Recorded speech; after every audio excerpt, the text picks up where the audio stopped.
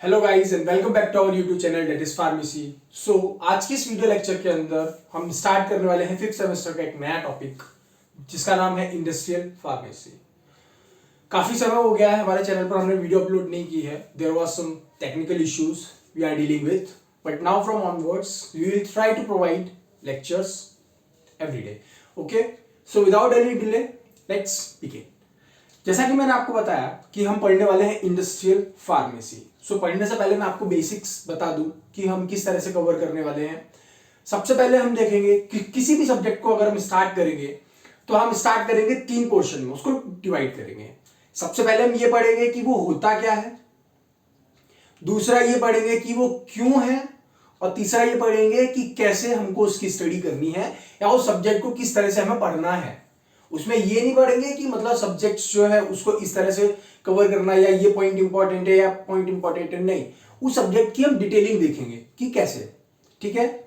सो आज की इस वीडियो लेक्चर में सबसे पहले हम आईपी का यूनिट स्टार्ट करने से पहले उसके बेसिक्स या फिर उसके सिलेबस के बारे में अगर हम बात कर ले तो ज्यादा बेटर रहेगा। आई थिंक मैं आपको एक ओवरव्यू दे दूंगा सारी यूनिट्स का कि किस यूनिट के अंदर हमको क्या पढ़ना है और किस यूनिट के अंदर कौन कौन से टॉपिक्स हैं। ठीक है। So without any delay let's begin. So मैंने जैसा कहा कि हम पढ़ने वाले हैं इंडस्ट्रियल।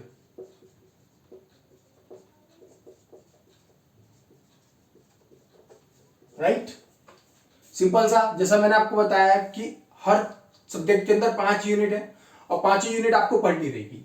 तो अगर हम इसकी बात करें यूनिट 1, यूनिट 2, यूनिट 3, यूनिट 4 और यूनिट 5, राइट, 5 यूनिट्स को हमें इसमें पढ़ना है।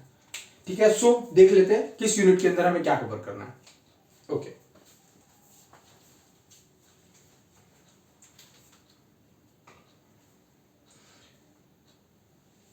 जैसे यूनिट 1 जो है उसके अंदर हमें जनरली पढ़ना है प्री फॉर्मुलेशन स्टडीज के बारे में। ठीक है। सो मैं आपको बता देता हूं कि यूनिट 1 क्या है।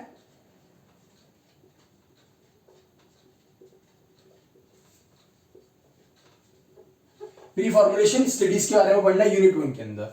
यूनिट 2 जो है इसके अंदर हमें कवर करना है टैबलेट्स और लिक्विड ओरल्स के बारे में। ठीक है, टैबलेट्स और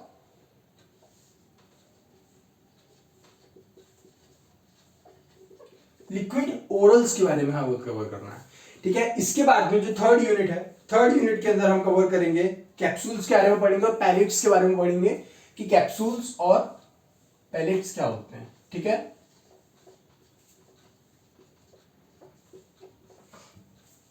ठीक। 4th यूनिट के अंदर हम कवर करेंगे अपने पैरेंटरल प्रोडक्ट्स और ऑप्थेल्मिक प्रिपरेशंस के बारे में। पैरेंटरल प्रोडक्ट्स और ऑप्थेल्मिक प्रिपरेशंस। ठीक है। और 5th और लास्ट 1 यूनिट जो हमें कवर करना है उसके अंदर हम कवर करेंगे 3 पोर्शंस। ठीक है। इसमें हमें क्या क्या पढ़ना है, कॉस्मेटिक्स पढ़ेंगे इसमें, कॉस्मेटिक्स के बारे में, जिसके अंदर हम टूथपेस्ट और आपकी क्रीम्स जो होती हैं, लिपस्टिक्स जो होती हैं, लोशंस, इन सब के बारे में डिटेल में पढ़ेंगे। ठीक है। उसके बाद में कॉस्मेटिक्स के बाद हमें कवर करना है पैकेजिंग। ठीक है, कि पैकेजिंग मटेरियल की किस तरह से होती है, पैकेजिंग क्यों इंपॉर्टेंट है। ठीक। उसके बाद में हम बात करेंगे पैकेजिंग के बाद में जो हमारा तीसरा बच रहा है वो है फार्मास्यूटिकल एरोजोल्स के बारे में। ठीक है। एरोजोल्स जो है एक प्रकार का डिलीवरी सिस्टम होता है जिसके अंदर हम क्या करते हैं, आपने इनहेलर्स के बारे में नाम सुना, मीटर डोज इनहेलर्स और जो दूसरे नेबुलाइजर्स या फिर जितने भी आपके सिस्टम्स हैं, they are all parts of aerosols. ठीक है। सो अब बेसिक हम देख लेते हैं कि फर्स्ट यूनिट में क्या है, सेकंड यूनिट के अंदर क्या है, थर्ड के अंदर क्या है, फोर्थ के अंदर क्या है, फिफ्थ के अंदर क्या है। ठीक है। सो सबसे पहले हम स्टार्ट करने वाले हैं प्री फॉर्मुलेशन स्टडीज के बारे में। ठीक है, मैं इसको रब करने वाला हूं, आपको डिटेल में बताऊंगा, फिर उसके बाद में हम अपने टॉपिक के ऊपर जंप करेंगे। अभी आपको एक सिर्फ सब्जेक्ट्स का ओवरव्यू देने वाला हूं इस मतलब पर्टिकुलर यूनिट्स के बारे में। ठीक है।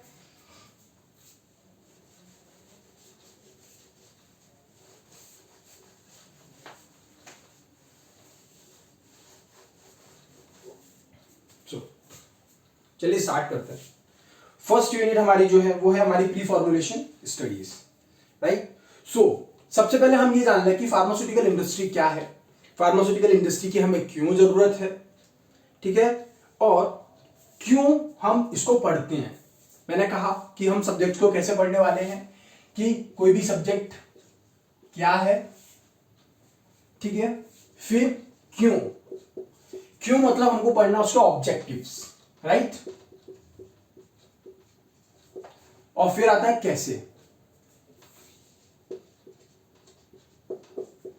ठीक। इन 3 पार्ट्स में हम किसी भी सब्जेक्ट को कवर करेंगे, और ये जो पोर्शन है ना कैसे, इस कैसे के अंदर हम पूरी डिटेलिंग करेंगे, पूरी की पूरी डिटेलिंग इसके अंदर कवर करेंगे, ठीक है। सो अब जो हम देखने वाले हैं दैट इज यूनिट 1, ठीक है। सो सबसे पहले आते हैं यूनिट 1, जिसके अंदर हमको क्या कवर करना है, प्री फॉर्मुलेशन स्टडीज, राइट। सो सबसे पहले स्टार्ट करते हैं प्री फॉर्मुलेशन स्टडीज।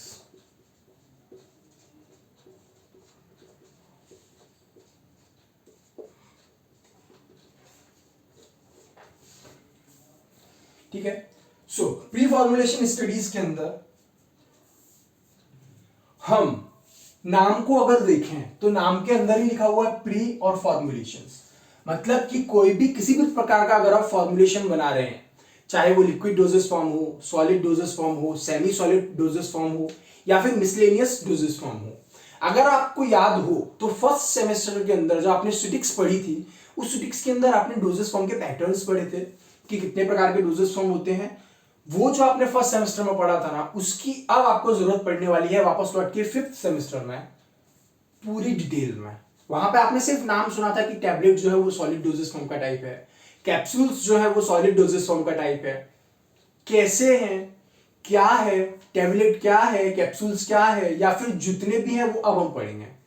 लेकिन जैसे अगर हम यहां बात करें प्री फॉर्मुलेशन स्टडीज की, तो नाम को अगर आप देखो प्री फॉर्मुलेशन मतलब कि कोई भी किसी भी प्रकार का अगर आप फॉर्मुलेशन करते हैं, ठीक है, तो उस फॉर्मुलेशन से पहले, मतलब इसको मैं ऐसा कर दूं,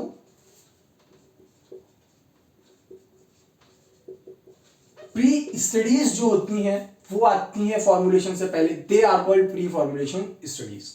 प्री फॉर्मुलेशन स्टडीज के अंदर हम जनरली क्या पढ़ते हैं कि जो रॉ मटेरियल आया है वो रॉ मटेरियल की कैरेक्टरिस्टिक्स क्या है, मतलब कि हम देखते हैं कि उसके जो फिजिकल प्रॉपर्टीज हैं वो क्या है, उसकी केमिकल प्रॉपर्टीज हैं वो क्या है, अदर प्रॉपर्टीज क्या है, जो आया मटेरियल क्या वो मटेरियल हमारे प्रोडक्ट के लिए सुटेबल है या सुटेबल नहीं है, ठीक है। अब इसके अंदर हमें क्या क्या पढ़ना है, जैसे ये तो स्टडीज हैं, प्री फॉर्मुलेशन स्टडीज मतलब फॉर्मुलेशन से पहले की स्टडीज, ठीक।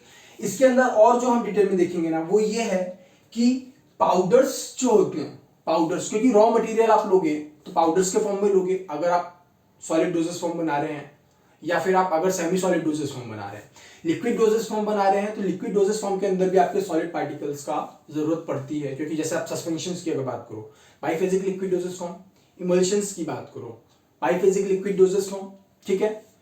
तो अब जैसे अगर मान लीजिए पाउडर है, तो उस पाउडर की कैरेक्टरिस्टिक्स क्या क्या है, ठीक है, उस पाउडर की कैरेक्टरिस्टिक्स क्या क्या है, वो कैरेक्टरिस्टिक्स के अंदर हम क्या पढ़ेंगे, उन पाउडर की केमिकल प्रॉपर्टीज पढ़ेंगे और फिजिकल प्रॉपर्टीज पढ़ेंगे, ठीक है। और उसके बाद में हम ये देखेंगे कि पाउडर्स जो है उनका साइज क्या रखना चाहिए, है ना, और पाउडर्स का जो पाउडर्स के पार्टिकल्स जो हैं, आप बेसिकली बोलिए कि पाउडर्स के जो पार्टिकल्स होते हैं उन पार्टिकल्स का साइज क्या रखना चाहिए, उसका शेप कैसा होना चाहिए, है ना, और उसकी दूसरी कैरेक्टरिस्टिक्स क्या क्या है, अदर कैरेक्टरिस्टिक्स,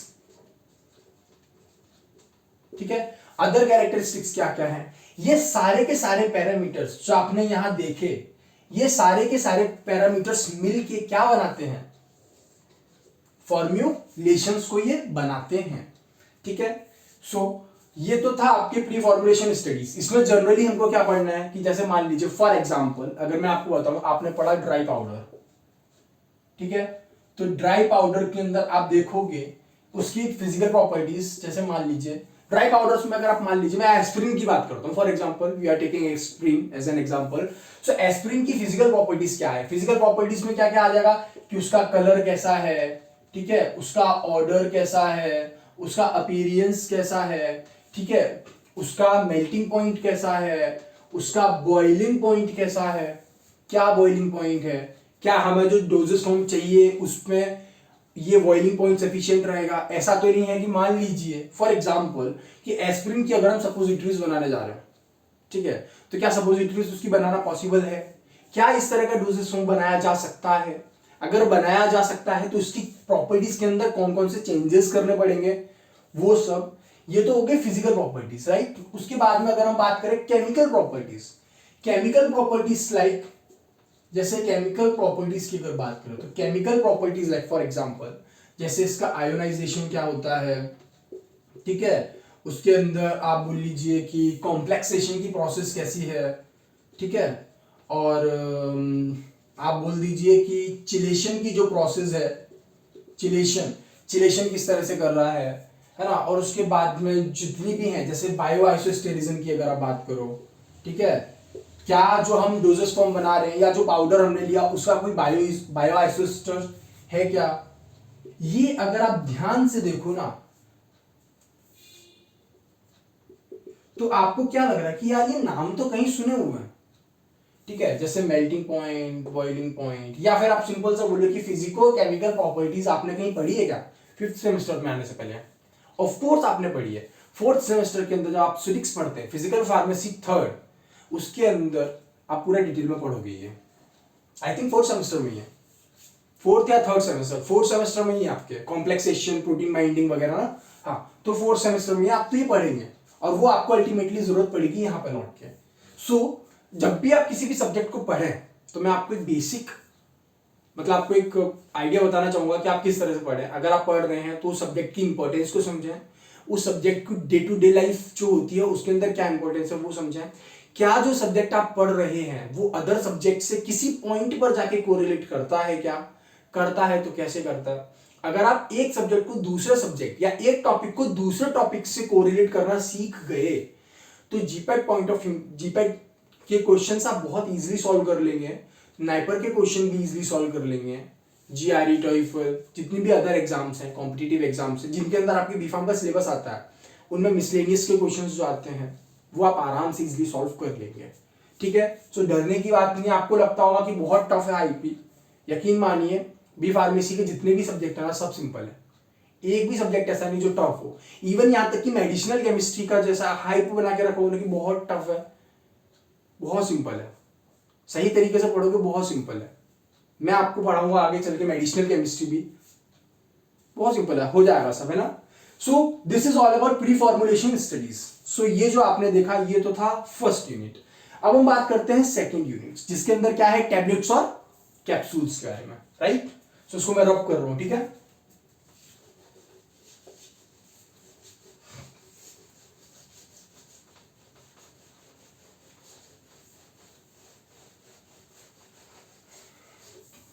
ये फर्स्ट यूनिट थी, ठीक है। अब आपको पढ़ना है सेकंड यूनिट। सेकंड यूनिट जो आपको पढ़नी है उसके अंदर आपको पढ़ना है टैबलेट्स और कैप्सूल्स। सो सबसे पहले हम बात करते हैं टैबलेट्स की, ठीक है, कि टैबलेट्स क्या होती है। आपने पढ़ा था कि डोजेस फॉर्म, राइट, मैं सिंपल शॉर्ट में लिख दे रहा डीएफ, मतलब डोजेस फॉर्म। आपने पढ़ा था डोजेस फॉर्म चार प्रकार के होते हैं, सॉलिड, दूसरा आपने पढ़ा था सेमी सॉलिड, ठीक है, तीसरा आपने पढ़ा था लिक्विड, तीन ही तो होते, चौथा कौन सा होता है भूल रहे हो, मिसलेनियस होता है,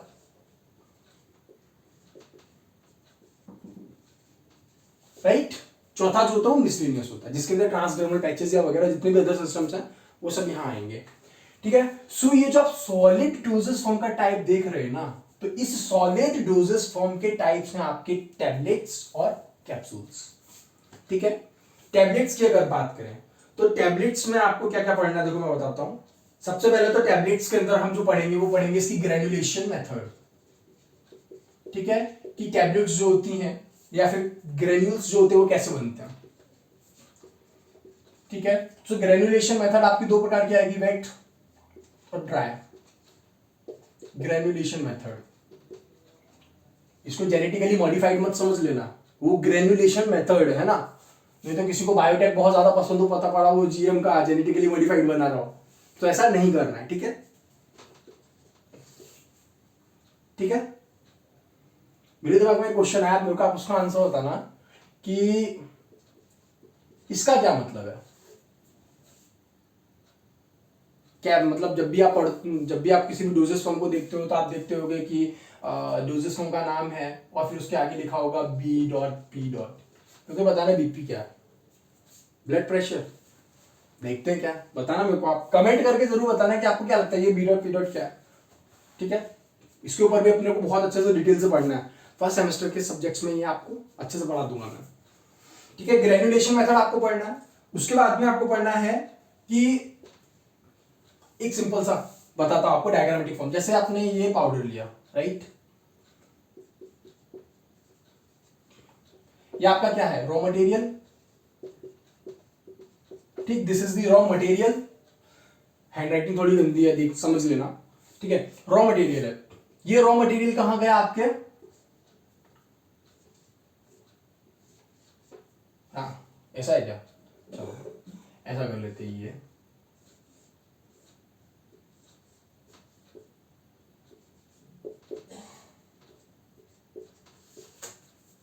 खिड़की दरवाजे नहीं होते ना, सो ये आपके क्या फैक्ट्री में है।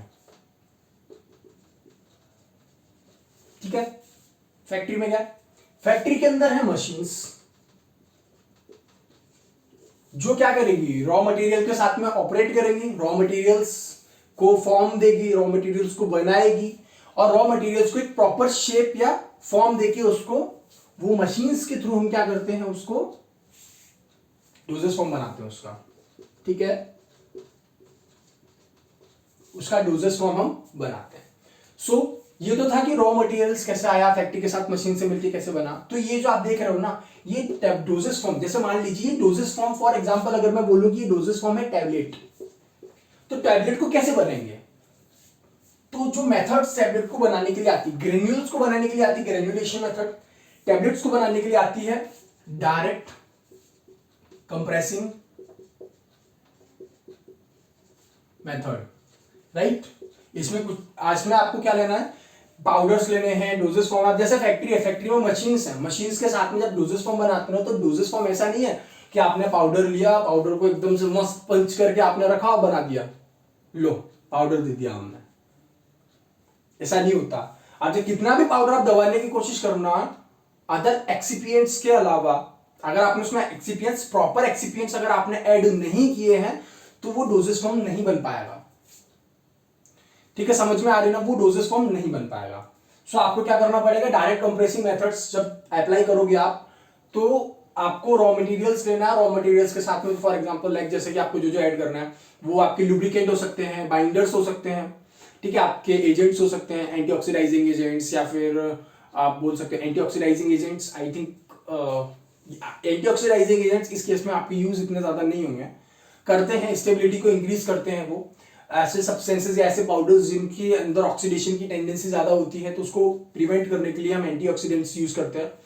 बाइंडर्स, लुब्रिकेंट्स आपको बता दिए मैंने, उसके बाद में कलरिंग एजेंट्स, फ्लेवरिंग एजेंट्स, ये सब जितने भी व्हीकल हैं अदर देन एपीआई, ठीक है, तो वो मिलकर आपके डोजेस फॉर्म को बनाते हैं।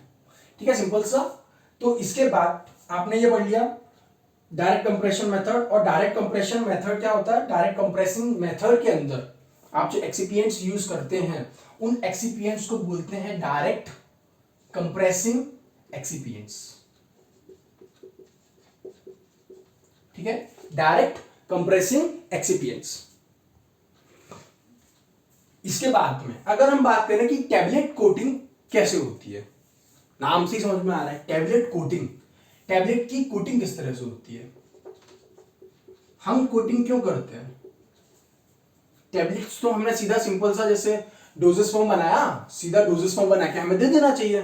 सो उसमें कोटिंग करने की क्या जरूरत पड़ती है।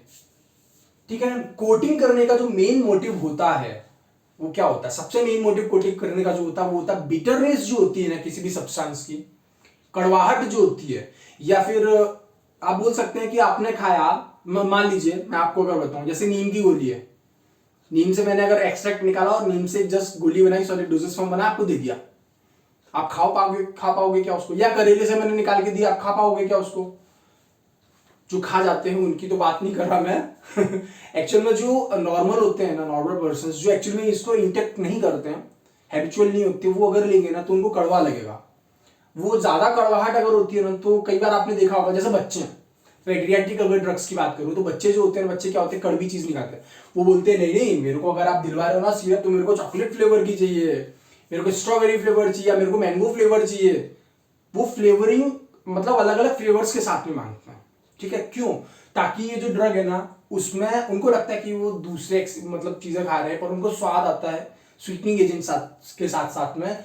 तो वो क्या करते हैं, वहीं अगर मैं दूसरे फ्लेवर्स अगर नहीं दूं, ठीक है ना, तो क्या करेंगे, उनको कड़वाहट लगेगी, उनको कड़वा लगेगा, वो दवाई को उगल देंगे बाहर, वापस फेंक देंगे, नहीं खाएंगे।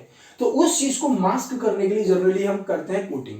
कोटिंग अगर आप देखोगे, कई प्रकार की कोटिंग आपको मिलेगी, जैसे कि आप एंटेरो कोटिंग अगर आपने नाम सुनी हो, एंटेरो कोटिंग टैबलेट्स जो अगर आपने नाम सुना हो, ऐसी टैबलेट्स, एंटेरो कोटिंग टैबलेट्स, ऐसी टैबलेट्स जो प्रिवेंट करती है किससे, HCl, हाइड्रोक्लोरिक एसिड। स्टोमक है, ठीक है? डायग्राम थोड़ा गंदा समझ जाइएगा प्लीज। This is stomach. तो स्टोमक के अंदर क्या होता है ना, स्टोमक के अंदर आपकी HCl सिक्रीट होता है। मान लीजिए हमको दवाई ऐसी देनी है, हम चाहते हैं कि हमने टैबलेट लिया, वो टैबलेट हम चाहते हैं कि स्मॉल इंटेस्टाइन में जाके वो अपना एक्शन शो करे। लेकिन क्या हुआ कि जैसे ओरल कैविटी से वो ड्रग आता है, स्टोमक में पहुंचा, और स्टोमक में पहुंचने के बाद HCl की प्रेजेंस में वो डिग्रेड हो गया, स्मॉल इंटेस्टाइन तक पहुंचा ही नहीं, तो वो ड्रग किस मतलब की?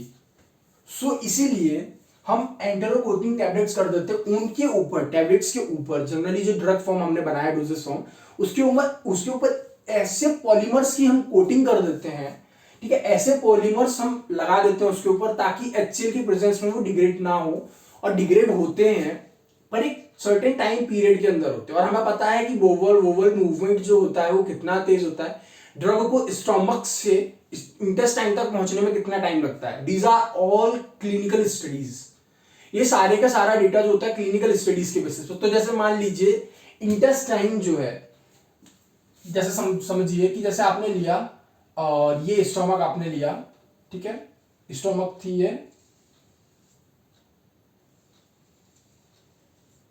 ठीक है? यहां पे आके स्टोमक वाला रीजन आपके खत्म हो रहा, राइट? और यहां से आपके सी शेप क्या स्टार्ट हो रहा है, स्मॉल इंटेस्टाइन। स्टोमक से टैबलेट को, किसी भी सॉलिड डोजेस फॉर्म को, या टैबलेट्स या पैलेट्स आप जो भी ले रहे हैं, टैबलेट्स जनरली अगर टैबलेट्स की बात कर रहे हैं अभी, तो टैबलेट्स अगर इंटेस्टाइन तक पहुंचने में उसको मान लीजिए 2 घंटे लगते हैं अगर, तो हम इस तरह, हमारा क्या मेन मोटिव क्या रहेगा, हमें तो ऐसा तो है नहीं कि हम नहीं चाहते कि वो डिग्रेड ही नहीं हो, डिग्रेड हो जाए पर वो HCl अपने टारगेट पे पहुंच जाए, वो जैसे तैसे करके। तो इसके ऊपर हम पॉलीमर्स की कोटिंग करेंगे ना, तो कोटिंग इस तरह से करेंगे कि वो अगर जैसे मान लीजिए 2 घंटे अगर लगते हैं ना, तो वो ड्रग, उस पर्टिकुलर ड्रग को 2 घंटे अगर लगते हैं, तो वो ड्रग 2 घंटे के अंदर जा रही ना, तो पॉलीमर्स का काम क्या होना चाहिए जो हमने लगाया, कि वो 2 घंटे तक HCl से प्रिवेंट करके रखें। और जैसे ही स्टोमक में एसिडिक पीएच होता है, आपको पता है अप्रोक्सीमेटली 1.5 to 3 पीएच होता है, जैसे ड्यूडेनम में पहुंचता है, ड्यूडेनम, जेजुनम, इलियम, आपने नाम सुने होंगे, ठीक है ना? तो ड्यूडेनम में जैसे ही पहुंचता है, ड्यूडेनम में होता है बेसिक पीएच, ठीक है? तो बेसिक पीएच पे जाके फिर ड्रग एक्टिवेट हो जाएगी, पॉलीमर्स तब तक खत्म हो जाएंगे। So these are enteric coating tablets. Enteric coating tablets के साथ साथ, सिर्फ एंटेरोकोटिंग टैबलेट्स के साथ साथ क्या होता है, दूसरी प्रकार की कोटिंग जो होती है वो होती है शुगर कोटिंग। हाँ, कुछ तो याद आया आपको, कोई तो होगा आपके पास मुझे शुगर कोटिंग करता होगा, टैबलेट्स की नहीं, बातों की। होते हैं, बहुत से होते हैं जो आपको शुगर कोटिंग कर करके देंगे टैबलेट्स आपके सामने, तो इतना प्यारा बनेंगे ना, और आप जनरली कुछ नहीं कर पाते। क्यों? क्योंकि वो आपके सामने इतने अच्छे तरीके से बात करें ना, शुगर कोटिंग मतलब ऐसा बोलते हैं कि लपेट लपेट के मारना लिटरली नहीं बोलना चाहिए, पर ऐसा होता है जैसे शहद में लपेट के मारना, तो वो शुगर कोटिंग टाइप की बातें होती हैं। लेकिन यहाँ पे क्या होता है, जनरली जैसे ये टैबलेट है ना, तो इस टैबलेट के ऊपर क्या करेंगे हम, शुगर की कोटिंग कर देंगे। शुगर कोटिंग कर देंगे और वो शुगर कोटिंग से क्या होगा, दवाई ऊपर रहेगी। आपने जैसे बहुत सी टेबलेट्स होंगी आपने खाई होंगी ऐसी, जो जैसी मुंह में हम लेते हैं ना वो बहुत स्वीट लगती है कि हाँ ठीक है, लेकिन जैसी ऊपर की कोटिंग खत्म होती है ना, अंदर का फिर बिटर ड्रग आता है, पेट में जाए, कड़वी से कड़वी चीज पेट में पहुंच जाए, क्या मतलब, वो पेट में पहुंच गया, पेट से अपने को स्वाद आएगा क्या, नहीं आएगा। अपने को क्या करना, मेन टास्क क्या है, बिटरनेस को खत्म करना, और कितने रीजन तक खत्म करना, ये टंग वाला रीजन जो है, बस वो कड़वी दवाई हमारी जीभ को टच नहीं होनी चाहिए। मेन मोटिव यही है, मीठी मीठी दवाई लगेगी, हमने खाया ड्रग के साथ ले लिया, पेट में जाके घुल गई, वो कड़वी हो गई, टूट गई, सब हो गया, हमको पता पड़ा क्या, नहीं। हमने जब अपने लिंगुआ के ऊपर, लिंगुआ एक शब्द है, टेक्निकल शब्द है जो टंग के लिए यूज किया जाता है। हम बोलते हैं ना सब लिंगुअल, सब मतलब होता है नीचे या पीछे, तो जीभ के पीछे, मतलब जीभ के पीछे या जीभ के नीचे वाला रीजन जो होता है वो होता है सब lingual. So sublingual is a route of administration, right. ठीक है, तो वो बात की बात है, वो भी हम देखेंगे। शुगर कोटिंग होती है, शुगर कोटिंग के साथ साथ में हम जो होती है ना फिल्म कोटिंग भी करते हैं इनके ऊपर। मैं इस चीज को मिटा रहा हूं एक्चुअली, ठीक है ना। सो इतने में काम हो जाएगा अपना, ठीक है। शुगर कोटिंग हो गई। शुगर कोटिंग के बाद में इसके ऊपर होती है फिल्म कोटिंग। फिल्म कोटिंग क्यों करते हैं, फिल्म कोटिंग का जो मेन मोटिव होता है ना वो ये होता है कि शाइनीनेस प्रोवाइड कराए, और उसके साथ साथ में ये जो है ना, ये जो इनर्ट होते हैं, इनर्ट सब्सटेंसेस, आपने ये नाम कहीं सुना है क्या, मेरे को बताइएगा। इनर्ट का मतलब होता है नॉन रिएक्टिव, वो किसी से रिएक्ट नहीं करते। अगर अपने समाज में देखो तो इनर्ट कौन है, साधु महात्मा लोग, ठीक है ना। ऐसे साधु महात्मा लोग जिनको दुनियादारी से मतलब नहीं है, वो वनवास में चले गए हैं तपस्या करने के लिए, they are inert peoples, they don't care about the words. So इस तरह के जो आपके सब्सटेंसेस होते हैं जो इनर्ट होते हैं, उनकी कोटिंग करवा देते हैं हम फिल्म के टैबलेट्स के ऊपर, तो they are called film coating. और जनरली फिल्म कोटिंग का क्या फायदा रहता है, फिल्म कोटिंग जो होती है ना, और जैसे ये इनर्ट होते हैं ना, इनर्ट सब्सटेंसेस जो होते हैं ना, ये हमने करवाई, और ये क्या कराते हैं ना, जो मैंने आपको बताया शाइनीनेस, मतलब क्या बोल दीजिए कि जो लाइट होती है ना, लाइट की जो रिफ्लेक्शन पावर होती है, टर्म के ऊपर ध्यान दीजिएगा, मैंने कहा रिफ्लेक्शन, रिफ्रैक्शन नहीं बोल रहा हूं मैं। ऑप्टिक्स के अंदर आपने पढ़ा होगा 12th क्लास में फिजिक्स के अंदर कि रिफ्लेक्शन क्या होता है और रिफ्रैक्शन क्या होता है। तो जो रिफ्लेक्शन की टेंडेंसी होती है वो इनर्ट सब्सटेंसेस बढ़ा देते हैं फिल्म कोटिंग करके, ठीक है। सो दिस इज अबाउट कोटिंग, ठीक है। अब इसके बाद में क्या है, हमने देखा कि टैबलेट बनाते कैसे हैं, पहला पार्ट टैबलेट के अंदर देखा। दूसरा ये देखा कि टैबलेट बन गई, उस टैबलेट को प्रिवेंट कैसे करते हैं, ठीक है, प्रिवेंट करने के मेथड्स। अब टैबलेट हमने प्रिवेंट भी कर ली, अब हम ये देखेंगे कि हमारी जो टैबलेट बनाई है हमने, क्या वो सही तरीके से बनी है, क्या उसमें हर जगह प्रोपोर्शन एपीआई का सेम है। ऐसा तो नहीं है कि हमने ये टैबलेट बनाई, ये नीचे का आधे वाले पोर्शन में एपीआई का कंटेंट ज्यादा है, ऊपर वाले पोर्शन में एपीआई कम है। या फिर ऐसा ना हो कि जैसे मान लीजिए 2 टैबलेट्स अगर बनाई तो एक के अंदर तो बहुत ज्यादा एपीआई आ गया और दूसरे के अंदर है ही नहीं API. So these are the errors ना। सो ये एरर्स को हटाने के लिए और चेकआउट करने के लिए कि क्या किसी भी प्रकार का एरर हमारे डोजेस फॉर्म के अंदर प्रेजेंट है, तो उस चीज को देखने के लिए हम जनरली यूज करते हैं केमिकल टेस्ट, या फिर आप बोल दीजिए कि हम जो क्वालिटी कंट्रोल वाला सेक्शन होता है, आपने टर्म सुना होगा QA QC, QA and QC. अगर आपने नहीं सुना तो फैक्ट्री के अंदर जनरली एक पोर्शन होता है जहां पे मेन काम जो होता है ना फैक्ट्री का, वो इनके हाथ में होता है, क्यूए क्यूसी। क्यूए का मतलब होता है क्वालिटी एश्योरेंस, जो आपको ये जांच पड़ताल करके बताता है कि हाँ उसने सारे टेस्ट लगा लिए, सारे डेटा, उसने डेटा पूरा इंटरप्रीट कर लिया, उसके बाद में वो आपको बताएगा कि हाँ हमने जो ड्रग बनाया वो सही है, ठीक है। वो एश्योरेंस करेगा, वो एश्योर करेगा, ठीक है। और उसको ये सब एश्योर करने के लिए डेटा कौन प्रोवाइड कराएगा, ये जो क्वालिटी कंट्रोल वाले होंगे ना, क्वालिटी कंट्रोल वाले उसको डेटा पूरा इंटरप्रीट करेंगे, देखेंगे कि क्या सब काम सही से हो रहा है, कहीं कोई लीकेज तो नहीं है, या फिर कहीं स्प्यूरियस मटेरियल तो नहीं आ गया है, या फिर कहीं एडल्ट्रेटेड मटेरियल तो नहीं आ गया है। क्वालिटी के ऊपर कंट्रोल करने वाला डिपार्टमेंट जो होता है वो होता है क्वालिटी कंट्रोल। और जो क्वालिटी कंट्रोल डिपार्टमेंट है, या फिर जो दवाई बनी वो सही तरीके से बनी या नहीं बनी, पूरा डेटा जो हमारा होना चाहिए वो सही तरीके से है कि नहीं है, हमारे प्रॉपर वे में है कि नहीं है, तो उस चीज को एश्योर करवाने वाले, एश्योर का मतलब होता है आश्वासन दिलाने वाले, है ना।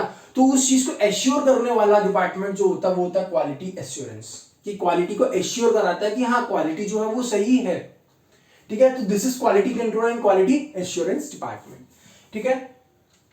तो ये जो होता है quality control quality assurance department ना, इसमें सिंपली क्या होता है ना, एक कंडीशन आती है जो हमको इस चैप्टर के अंदर पढ़नी है, that is maintenance of sink condition. बहुत बहुत बहुत ज्यादा इंपॉर्टेंट है, ठीक है।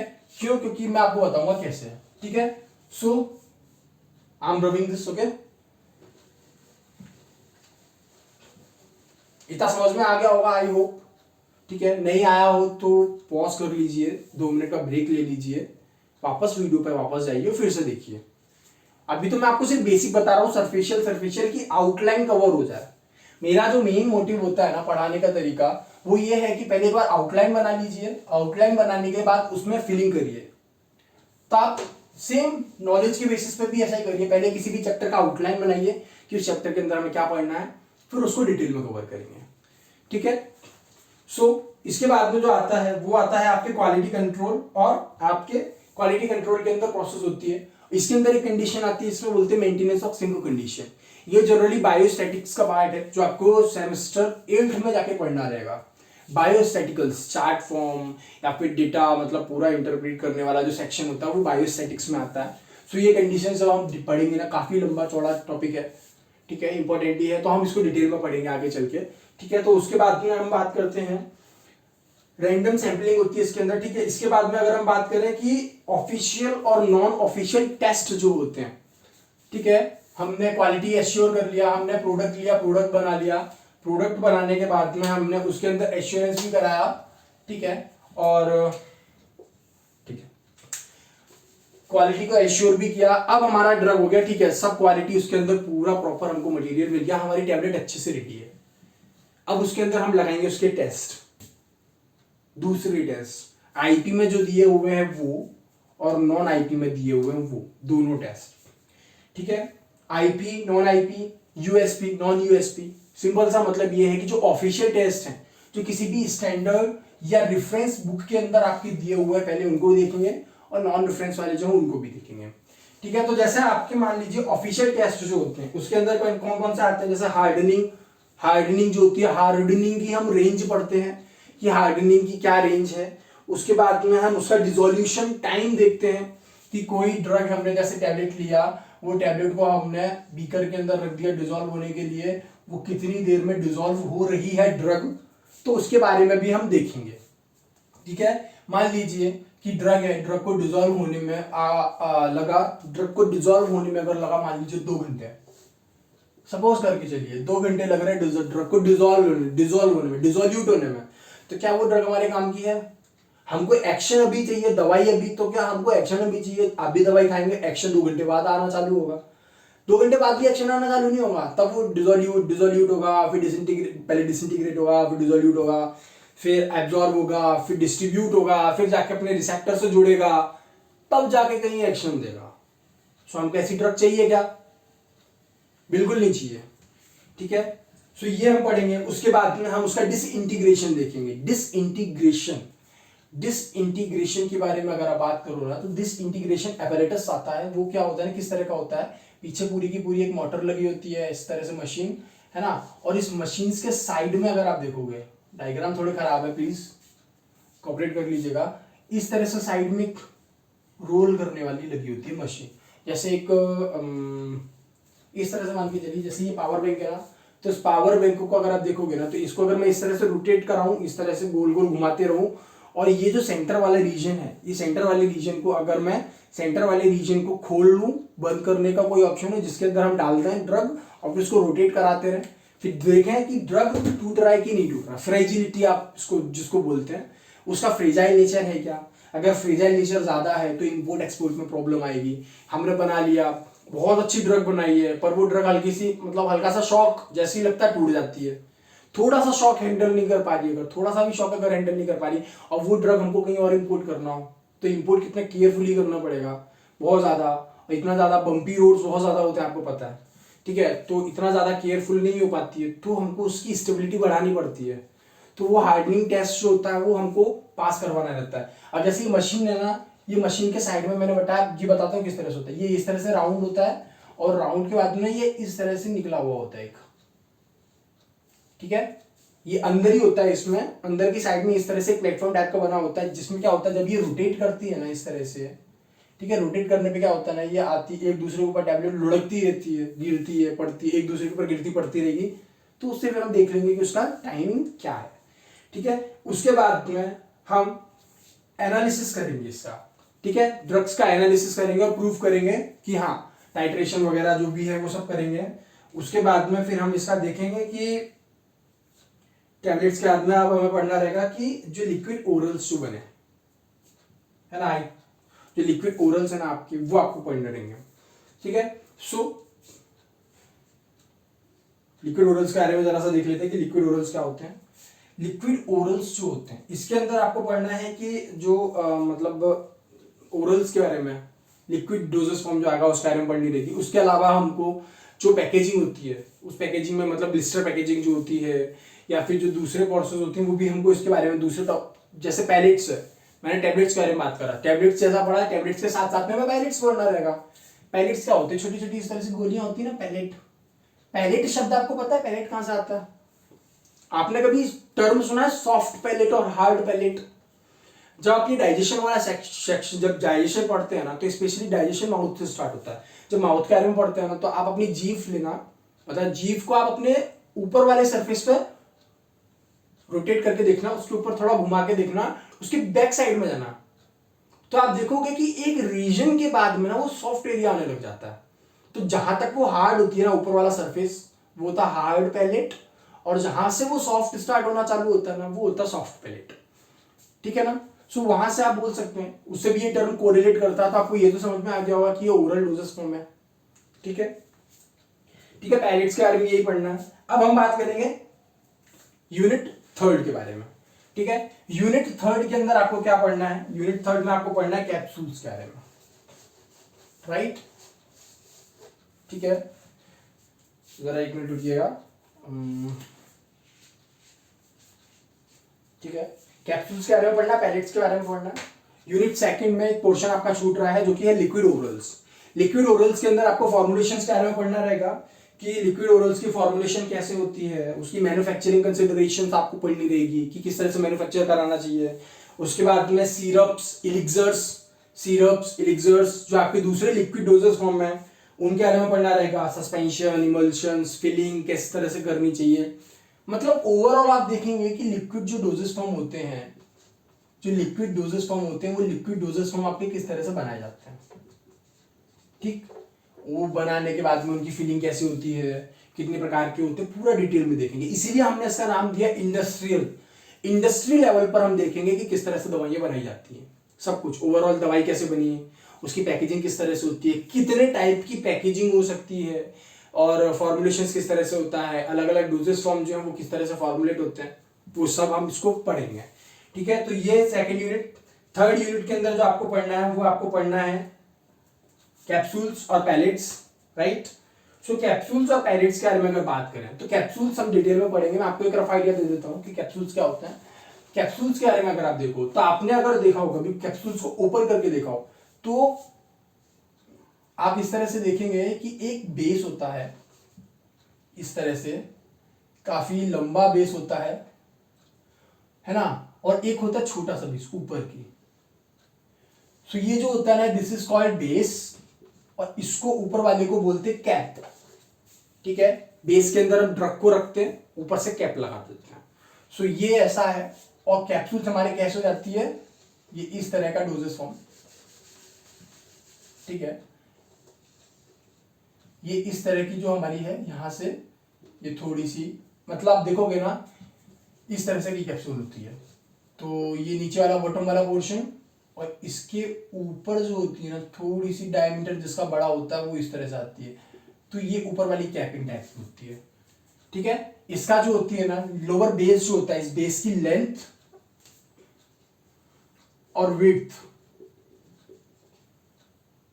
कैप जो होता है उसकी लेंथ और उसकी विड्थ एक दूसरे के कंपैरिजन में देखोगे तो इसकी लेंथ जो होती है वो ज्यादा होती है एज कंपेयर टू कैप, और इसकी विड्थ जो होती है वो लेस कम होती है एज कंपेयर टू कैप।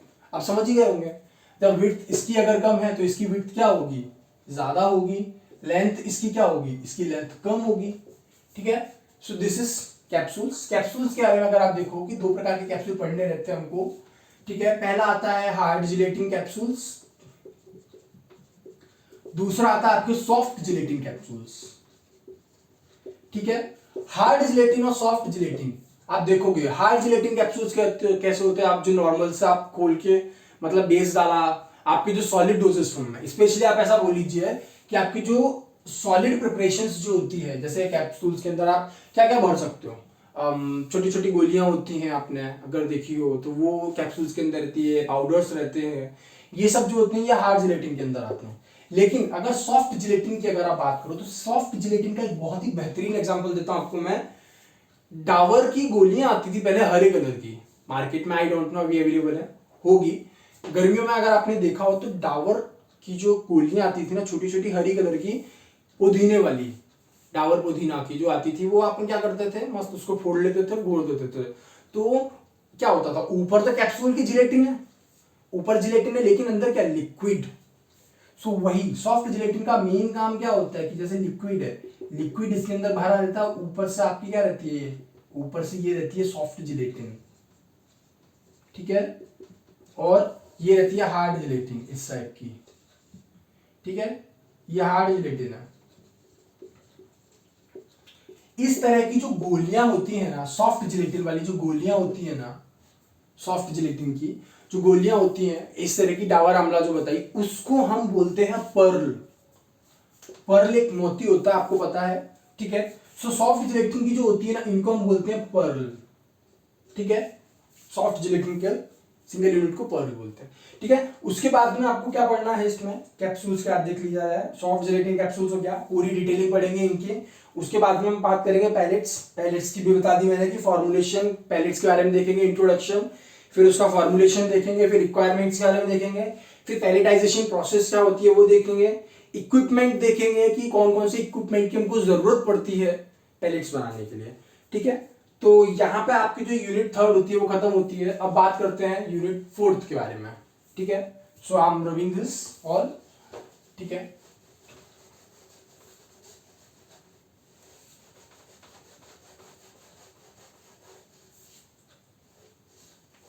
ठीक है, यूनिट 4। यूनिट 4 के अंदर हमको क्या पढ़ना है, पेरेंटरल प्रोडक्ट्स। इसमें मैंने आपको दो बताए थे, पहला है पेरेंटरल, ठीक है, और दूसरा जो मैंने आपको बताया पेरेंटरल प्रोडक्ट के बारे में, वो आपको पढ़ना है क्या, ऑप्थेल्मिक प्रिपरेशंस,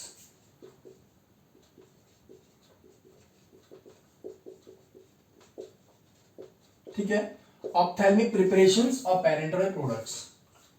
पेरेंटरल प्रोडक्ट्स की अगर आप बात करो तो पेरेंटरल प्रोडक्ट्स को अगर आप डिसोशिएट करो, इस पेरेंटरल शब्द को समझने के लिए मैं आपको एक छोटा सा पॉइंट बताता हूं, वो समझिएगा। रूट ऑफ एडमिनिस्ट्रेशन का पार्ट है ये, वहां से आपको बहुत अच्छे से बेसिक क्लियर हो जाएगा। फॉर एग्जाम्पल जैसे कि ओरल जो होती है, हमारी जो ओरल कैविटी होती है ना, ओरल कैविटी, या फिर आप बोल दीजिए कि ओरल कैविटी ना बोलिए, चलो ठीक है, ओरल कैविटी हटा दीजिए, अगर आप इसको बोलते हैं GI tract, gastro intestinal tract, जो कहां से स्टार्ट होती है, माउथ से स्टार्ट होती है और एनस पर खत्म होती है। तो ये जो रूट आप देख रहे हैं ना, गैस्ट्रो इंटेस्टाइनल वाला रूट, इसको बोलते हैं एंटेरल रूट।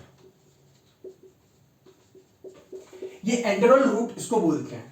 अगर आपको इसको और डिटेल में पढ़ना होना तो लिपिन-स्कॉट एक इंटरनेशनल ऑथर की रेफरेंस बुक है, आप उसमें जाइएगा, उसके अंदर आपको ये बहुत अच्छे से मिल जाएगा सेक्शन, ठीक है। सो एंटेरल बोलते हैं जीआई ट्रैक्ट को, और जो दूसरा शब्द है पार, पार PAR, पार का मतलब होता है अवे, ठीक है। एंट्रल मतलब कि जीआई ट्रैक्ट वाला पोर्शन, पार मतलब कि अवे।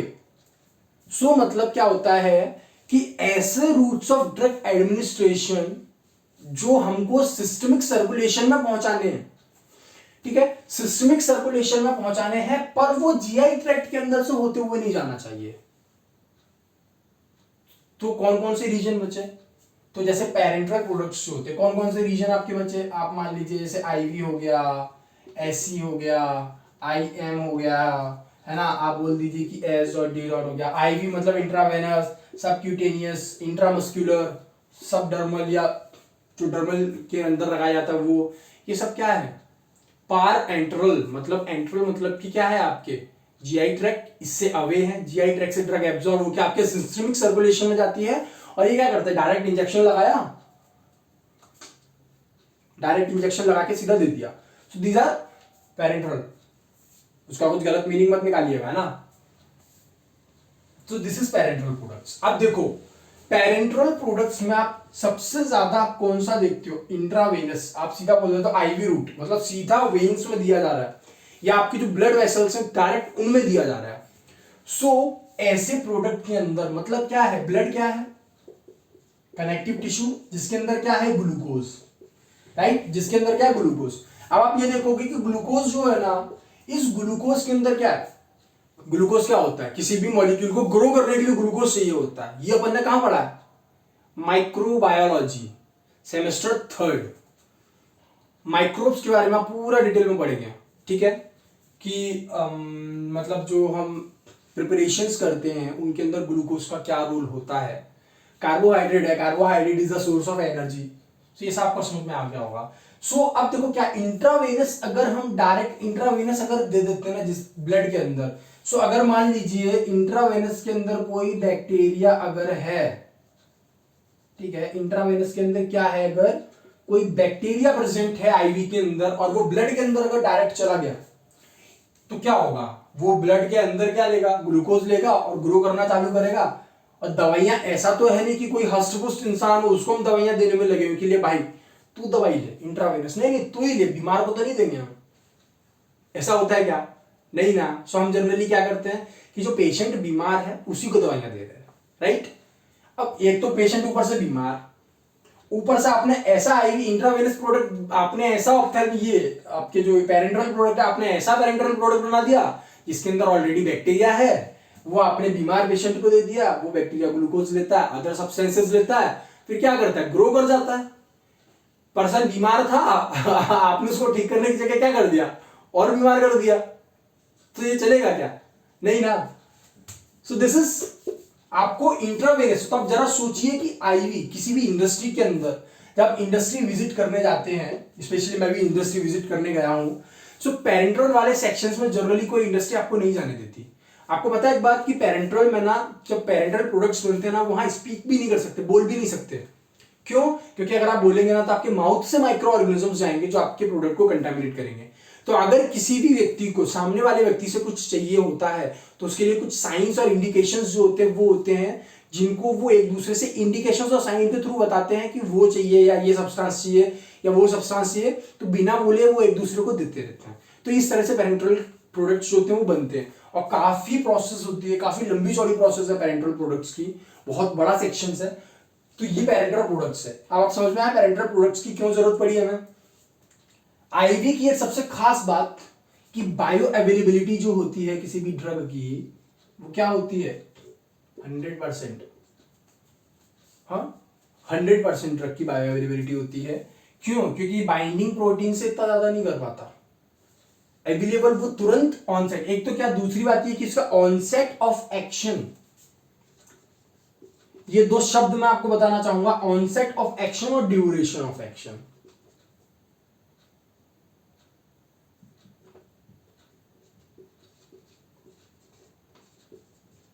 ठीक है, ऑनसेट ऑफ एक्शन का मतलब होता है कि जो एक्शन स्टार्ट हुआ है वो कितने देर में स्टार्ट हुआ है, कितनी जल्दी स्टार्ट हो गया। यूं आपने दवाई दी और यूं ही एक्शन स्टार्ट हो गया चालू, this is called onset of action. Duration of action, कितनी देर तक वो चला, कितनी देर तक उस दवाई ने प्रॉपर काम किया, that is called duration of action.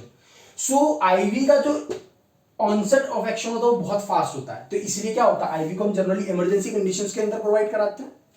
So this is the parenteral. दूसरा आता है ऑप्थेल्मिक प्रिपरेशंस। ऑप्थेल्मिक शब्द को अगर आप देखेंगे तो जहां भी शब्द आता है ऑप्थेल्मा मतलब कि आईज, तो मतलब कि ऑप्थेल्मिक प्रिपरेशंस ऐसी प्रिपरेशंस हैं जो आप कहां दोगे, आईज के अंदर दोगे। ठीक है, ठीक है, आईज के अंदर दोगे। अब क्या है, आईज में दवाई क्या जनरली आदमी क्या डालता है, अब भी करंट की सिचुएशंस में अगर आप देखो तो आपको खुद पता है कि आई फ्लू कितना फैला हुआ है, बहुत ज्यादा फैला हुआ है। तो जनरली ऐसे केस में आदमी क्या कर रहा है, या तो एंटीबैक्टीरियल आपके ड्रॉप्स ले रहे हैं, लुब्रिकेंट्स ले रहे हैं, आंखों की केयर बहुत ज्यादा कर रहे हैं, राइट। और वो आईज के अंदर प्रॉब्लम किसकी वजह से हो रहा है, बैक्टीरिया की वजह से, वायरस की वजह से, फंगस की वजह से, इन सब से आपके आईज में इरिटेशन हो रहा है।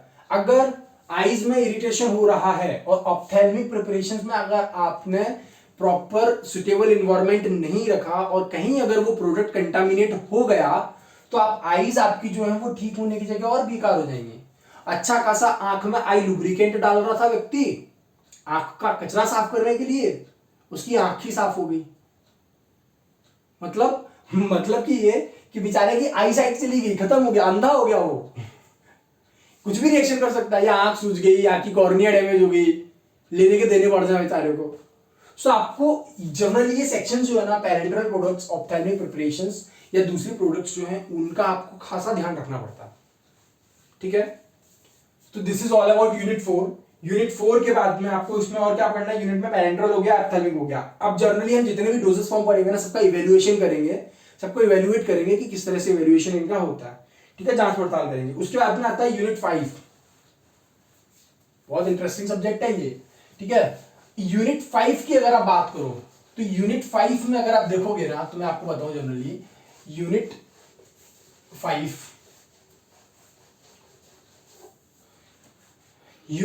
को डिवाइड करते हैं।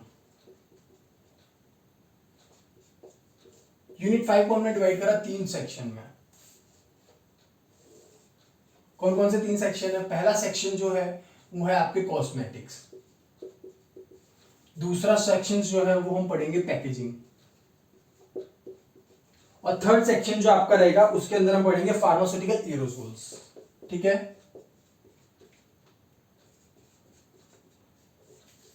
अब जरा समझिए कॉस्मेटिक्स क्या है। कॉस्मेटिक्स ऐसे प्रोडक्ट्स होते हैं जो जनरली ब्यूटिफिकेशंस के लिए यूज किए जाते हैं या फिर स्किन की केयर के लिए यूज किए जाते हैं। ठीक है, ब्यूटिफिकेशन के लिए यूज करे जाते हैं या स्किन की केयर के लिए यूज करे जाते हैं, तो they are called cosmetics, right.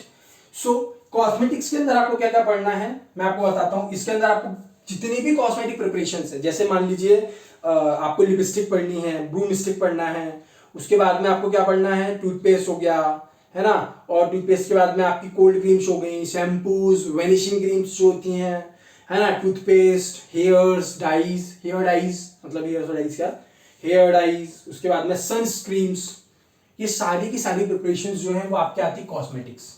ठीक है, स्किन की केयर कर रहे हैं वो, स्किन के साथ साथ आपके ओरल कैविटी की भी केयर कर रहे हैं लाइक टूथपेस्ट, और वो क्या है उसके अंदर आप ड्रग भी दे रहे हो। जनरली 2014 के अराउंड से मार्केट में एक नया टर्म लॉन्च हुआ है, काफी टाइम हो गया, जिसको बोलते हैं हम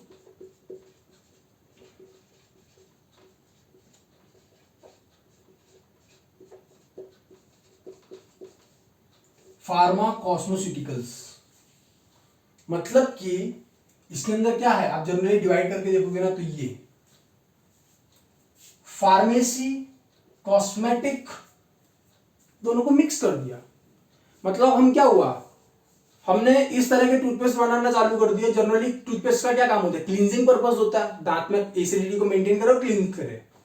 हमने क्या करा, उसके अंदर हमने इस तरह की दवाइयां डाल दी या इस तरह के प्रोडक्ट्स या ड्रग्स हमने देना चालू किया, जो जनरली क्या करते हैं कि जैसे आपके जो आप बोल दीजिए कि आप ऐसा बोल सकते हैं कि सेंसेशंस की प्रॉब्लम अगर किसी को हो रही है तो उसको ट्रीट करने के लिए हमारी दवाई देना चालू करी।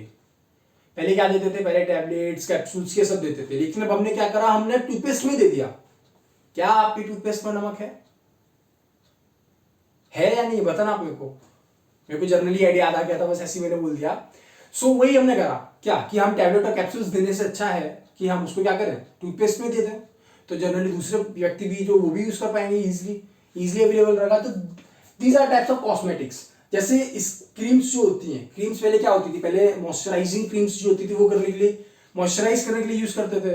लेकिन अब आप देखो कि विटामिन ई की क्रीम्स, कैप्सूल, सनस्क्रीन, कितनी क्रीम्स आती है, एक्चुअली बहुत सारी क्रीम्स आती है। अब जब जाओगे ब्रांड नेम देखने के लिए तो ठीक है, तो वो फार्मेसी को आपने कॉस्मेटिक्स के साथ जोड़ दिया, तो दिस इज कॉस्मेटिकल्स। उसके बाद पैकेजिंग जो आती है, पैकेजिंग के अंदर जनरली हम पढ़ेंगे कि पैकेजिंग क्या होती है, पैकेजिंग की क्यों जरूरत होती है और पैकेजिंग कैसे होती है। किसी भी टॉपिक को पढ़ने के तीन पर्सपेक्टिव है, क्या है वो चीज, क्यों है वो चीज और कैसे है वो चीज। तीन चीजें पढ़ लो सफिशिएंट है, बाकी की बाद में पढ़ते रहना, ठीक है। उसमें आई थिंक सारा कवर हो जाएगा, उसके बाहर जाने की जरूरत भी नहीं पड़ेगा, ठीक है। सो दिस इज पैकेजिंग। पैकेजिंग के बारे में पढ़ना है कि ब्लिस्टर पैकेजिंग क्या होती है, बबल पैकेजिंग क्या होती है ना। उसके बाद में अगर आप देखोगे कि पैकेजिंग किस तरह से होती है, हम जनरली अभी जो इसके बाद में जो टॉपिक स्टार्ट करेंगे वो यूनिट 5 स्टार्ट करेंगे, जिसमें सबसे पहले हम कवर करेंगे पैकेजिंग, फिर कवर करेंगे कॉस्मेटिक्स, फिर कवर करेंगे एरोसोल्स, ठीक है। इस तरह से हम कवर करेंगे। और पैकेजिंग के साथ साथ हम ये जैसे कॉस्मेटिक्स आप पढ़ोगे ना, तो इसमें toothpaste, cream, sunscreen, vanishing cream, cold creams, जितने भी है लिपस्टिक्स, इन सब का इवैल्यूएशन टेस्ट भी हम करेंगे। जितने भी टॉपिक पढ़ेंगे सब में इवैल्यूएशन टेस्ट पढ़ेंगे, ठीक है। उसके बाद पैकेजिंग गया, पैकेजिंग के बाद में आता है एरोसोल्स। एरोसोल्स में आपने एक शब्द सुना होगा एमडीआई, ठीक है ना। एमडीआई का मतलब क्या होता है, फुल फॉर्म क्या होता है, जरा आप मेरे को कमेंट सेक्शन में जरूर बताइएगा, आपको पता है कि नहीं, देखते हैं, ठीक है। चलो ठीक है, मैं ही बता देता हूँ। एमडीआई का मतलब होता है मीटर डोज इनहेलर्स, ठीक है, मीटर डोज इनहेलर्स। उसके बाद में दूसरा जो एमडीआई के बाद एरोसोल्स के अंदर जो आप पढ़ोगे कि एरोसोल्स के कंटेनर्स क्या क्या होते हैं। एरोसोल्स के कंटेनर्स होते हैं, प्रोपेलेंट क्या होते हैं, ठीक है। प्रोपेलेंट की हमको क्यों जरूरत पड़ती है। जनरली एरोसोल्स के अंदर क्या होता है, एरोसोल्स के अंदर इस तरह के कंटेनर्स जो होते हैं वो होते हैं, ठीक है। ये दूध की बोतल लग रही है, कंटेनर्स तो कम, दूध की बोतल ज्यादा लग रही है ना, कंटेनर समझ के चलिए, चलिए ठीक है। आई एम सॉरी, आप इस तरह से कंटेनर मान के चलिए, this is the container, test tube जैसा लग रहा है पर ठीक है। इस तरह का कंटेनर मार के चलिए, यहाँ पे एक नोजल टाइप का लगा रहता है और यहाँ पे नोजल, उसको हम दबाते हैं तो कंटेनर में क्या होता है, नीचे जनरली लिक्विड भरा हुआ होता है और ऊपर गैस होती है, ठीक है। यहाँ पे क्या होता है, यहाँ पे होता है प्रोपेलेंट और ठीक है, नीचे क्या होता है, लिक्विड। ये प्रोपेलेंट जो होता है ना, ये प्रोपेलेंट जो होता है लिक्विड के ऊपर प्रेशर बना के रखता है, लिक्विड को दबा के रखता है। जैसे ही होता है ना वो सर, जैसे ही आप प्रेस करते हो ना, ये प्रोपेलेंट जो होता है वो एक्सपेंड होता है जैसे, और लिक्विड बाहर निकलता है प्रेशर्स के साथ में प्रॉपर, क्योंकि आपने दबाया लिक्विड बाहर आ रहा है तो प्रोपेलेंट ऊपर से प्रेशर लगा रहा है। इट्स लाइक कि एक रूम के अंदर आपने बहुत सारे लोग भर दिए, ठीक है। और क्या वो लोग भरने की जगह चलो आपने क्या करे, 2 मासूम बच्चों को अंदर बिठा दिया और 2 बॉक्सर टाइप के बच्चों को अंदर बिठा दिया। अब बॉक्सर जो बच्चे हैं वो प्रोपेलेंट, मासूम बच्चे वो लिक्विड। मासूम बच्चे ऐसे करके बैठे रहेंगे और प्रोपेलेंट वाले उसको मारेंगे या फिर उसको ऊपर दबाव बना के रखेंगे। और जैसे आपने गेट खोला, ठीक है, और वो जैसे आपने गेट खोला बाहर ले जाने के लिए, जो मासूम बच्चे बैठे हुए थे लिक्विड, वो शांति से बैठे हुए, तो बाहर जाने के लिए जैसे गए, प्रोपेलेंट ने पीछे से लात मार दी कि निकलो यहां से।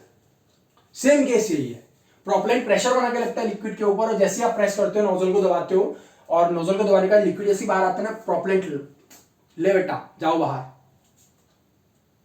और क्या होता है, एक नोजल होता है, उस नोजल से क्या होता है ना, जैसे ही पार्टिकल्स जो होते हैं वो मिस्ट के फॉर्म में,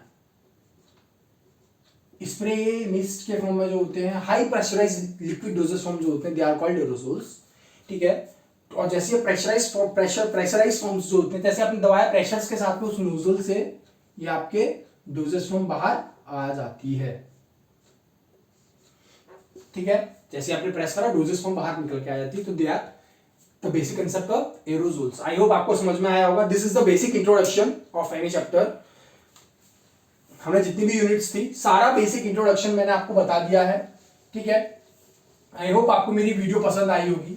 अगर आपको मेरी वीडियो पसंद आई हो तो प्लीज लाइक शेयर सब्सक्राइब करना ना भूलें, क्योंकि आपके लिए वो एक सिंपल सा सब्सक्राइब है, पर हमारे लिए दैट मैटर्स, ठीक है।